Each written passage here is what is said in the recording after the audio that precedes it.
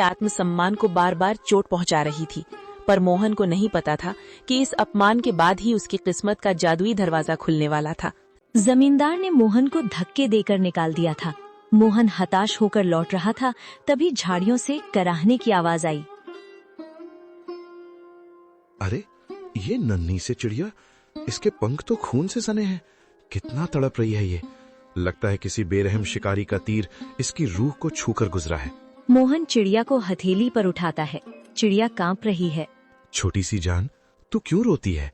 तेरा तो कोई घर भी नहीं जिसे जमींदार छीन ले। देख, मेरे पास तुझे खिलाने के लिए दाना तो नहीं है, पर ये पानी की आखिरी बूंदे तेरे नाम। मेरी प्यास से बड़ी तेरी जिंदगी है।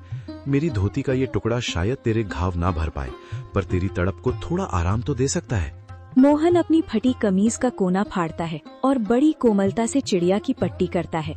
अचानक एक तेज रोशनी होती है और चिड़िया एक दिव्य परी में बदल जाती है। मोहन, मैंने आज तक महलों में सोने के थाल में 56 भोग खाते हुए लोग देखे हैं, पर तुम्हारे जैसा अमीर दिल नहीं देखा। जिसके पास खुद के खाने को निवाला नहीं, वो अपनी फटी कमीज फाड़कर एक पक्षी का घाव भर रहा है। तुम्हारी इस निस्वार्थ करुणा ने मुझे विवश कर दिया कि मैं तुम्हारी मदद करूं। आप कौन हैं देवी? मैं तो बस एक साधारण इंसान हूँ। मैं तुम्हारी परीक्षा थी मोहन। ये लो, ये आलू और मटर के बीज साधारण नहीं है। इन्हें उस जमीन पर बोना जहाँ तुमने अपनी गरीबी के सबसे ज्यादा आंसू बहाए हैं। ये फसल तुम्हारी तकदीर बदल देगी। लेकिन याद रखना, ये जादू तभी तक रहेगा जब तक तुम्हारे दिल में दूसरों के लिए दर्द रहेगा। जिस दिन अहंकार आया, ये फसल पत्थर बन जाएगी। परी तो एक दिव्य प्रकाश पुंज बनकर आसमान में विलीन हो गई, लेकिन पीछे छोड़ गई मोहन को हक्का बक्का, निशब्द और कांपते हाथों में वो मखमली पोटली थामे हुए। मोहन अपनी जगह से हिल भी नहीं पा रहा था।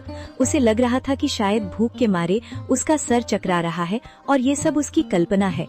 वो बार बार अपनी आंखों को मलता और फिर उस सुनहरी पोटली को देखता। नहीं, ये सच नहीं हो सकता। मोहन, तू पागल हो गया है। भूख और धूप ने तेरे दिमाग पर असर कर दिया है। भला एक मामूली चिड़िया परी कैसे बन सकती है? और ये बीज, ये मखमली कपड़ा, क्या सच में इसमें मेरी किस्मत बंद है, या ये मेरी आखिरी उम्मीद का कोई क्रूर मजाक है? अगर मैंने ये बात घर पर बताई तो बिमला हंसेगी। माँ कहेगी कि बेटा होश खो बैठा है। पर ये पोटली, इसका स्पर्श कितना कोमल है, जैसे किसी ने रूह को सहला दिया हो। वो पगडंडी पर चलते हुए बार बार पीछे मुड़कर देखता, जैसे उसे उम्मीद हो कि वो चिड़िया फिर से कहीं चहकती हुई मिल जाएगी। उसके मन में डर और उम्मीद की एक जंग चल रही थी। पैर थक कर भारी हो रहे थे, पर दिल की धड़कनें किसी अनहोनी की आहट से तेज थीं। मोहन जैसे ही घर पहुंचा, उसने देखा कि दीपक आंगन में मिट्टी से खेल रहा है और बिमला चूल्हे के पास बैठी सूखी लकड़ियां बटोर रही है। मोहन का चेहरा उतरा हुआ था, पर आंखों में एक अजीब सी चमक थी। मोहन, आ गए तुम? क्या हुआ? जमींदार ने कुछ दिया? तुम्हारे हाथ खाली क्यों हैं? और तुम ऐसे कांप क्यों रहे हो, जैसे कोई डरावना सपना देख लिया हो? बिमला, माँ, जल्दी इधर आओ। आज जो हुआ, अगर मैं अपनी आंखों से न देखता तो कभी यकीन न करता।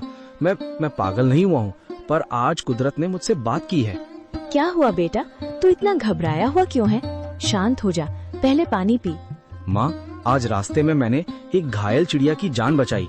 उसे पानी पिलाया, अपनी कमीज फाड़कर उसकी पट्टी की, और फिर पलक झपकते ही वो चिड़िया एक नुमानी परी में बदल गई।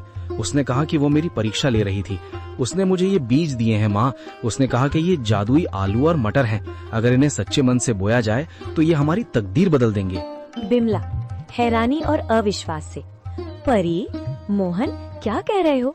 कहीं भूख के मारे तुम्हारी तबीयत तो नहीं बिगड़ गई? इस जमाने में परियां कहाँ आती हैं? हमें मेहनत से रोटी नहीं मिल रही और तुम करिश्मे की बात कर रहे हो?